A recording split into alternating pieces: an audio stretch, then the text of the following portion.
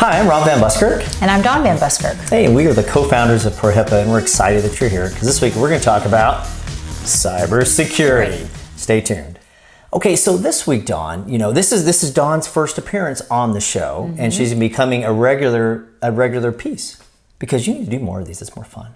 Okay. You like that? Okay. So the first thing we're going to talk about this week is passwords. Passwords. Yep. So what does your password look like? What should a password look like? Should be complex.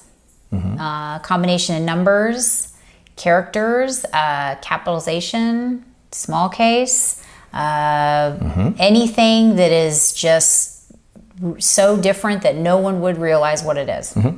Not your children's name, your birth date, not your dog's name. People are like, oh, I don't know about the dogs.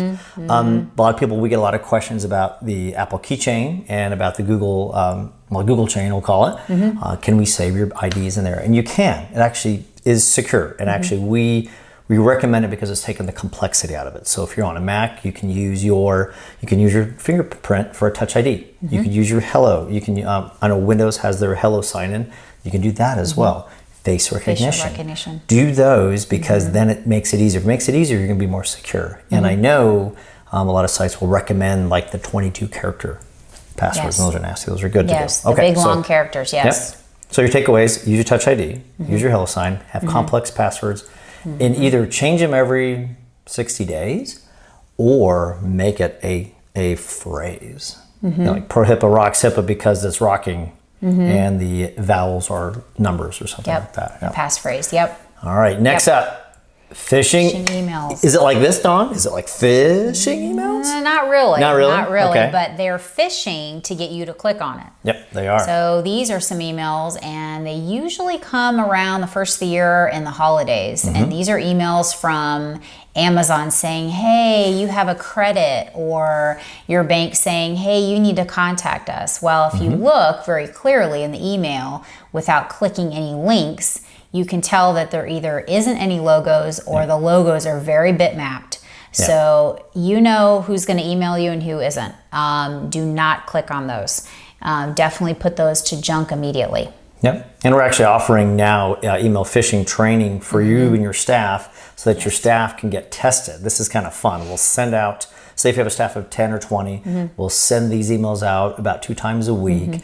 We'll see if people click on it. And if they do click on it, we don't capture the information. But then they're directed to a training site, which is our training site, so they can learn more. The best firewall is what?